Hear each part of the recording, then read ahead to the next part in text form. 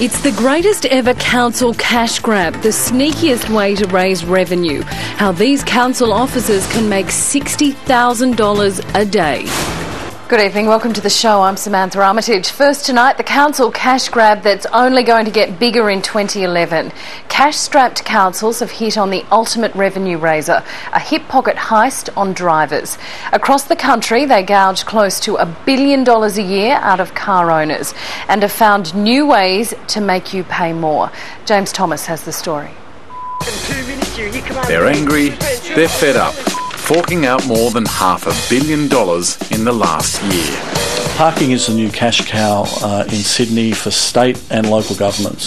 So says Paul Ritchie, Senior Public Affairs Manager for the Business Council of New South Wales, and so say motorists around the country.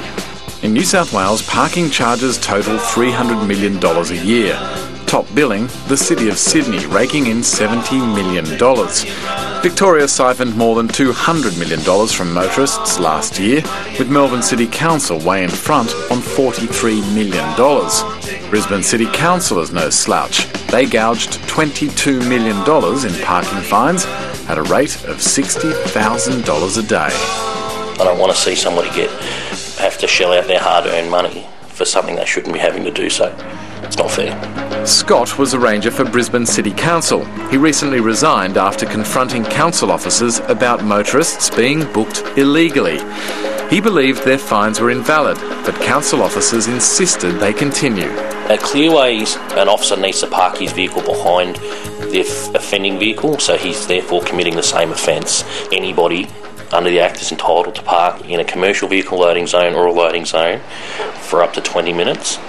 If they are unloading or loading an item. But we weren't waiting to see whether you were unloading or loading.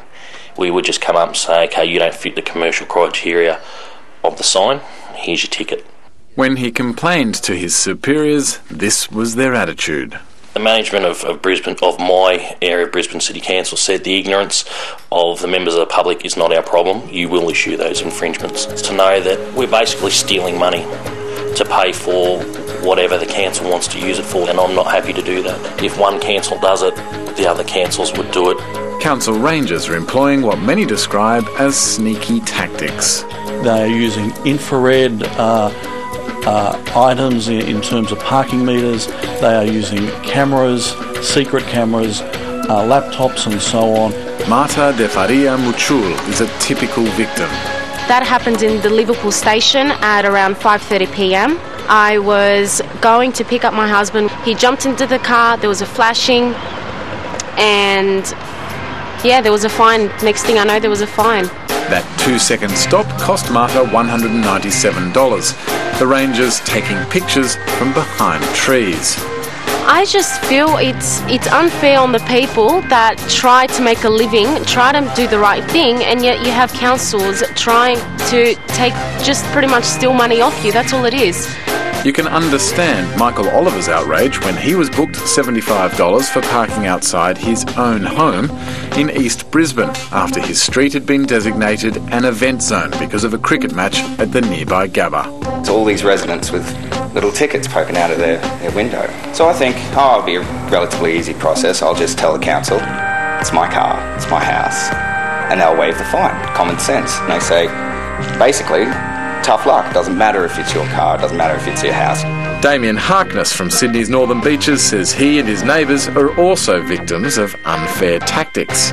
Sometimes you'd wake up in the morning, there'd be a $167 fine on your car, and I just think it's totally unfair. It's a cash grab. Absolutely. One person who took on City Hall not once but twice is Sydney mother of two, Deanna McMath.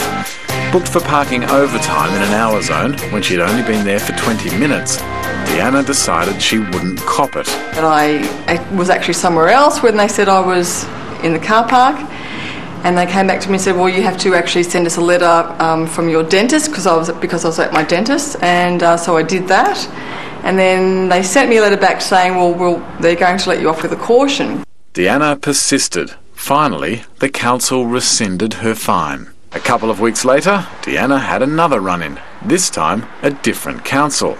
I said to her, you marked me in front of the cafe, but you booked me in front, 2 kilometres down the road. Guess what? She won that one too.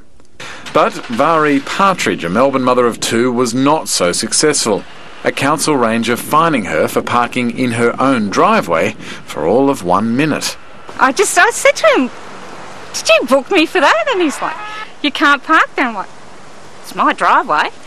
And I was just a bit gobsmacked, to be honest. They said send a letter in, got one back to say that they were looking into it, and received a letter that just said the fine stands and that I was there an unreasonable amount of time. Public have to send a message back to the local representatives that it's not good enough. Parking fines, parking charges are another tax. And if you feel you're the victim of an illegal parking fine, as outlined by the whistleblower in that story, there are details of how to get in touch on our website. It's yahoo7.com.au/todaytonight.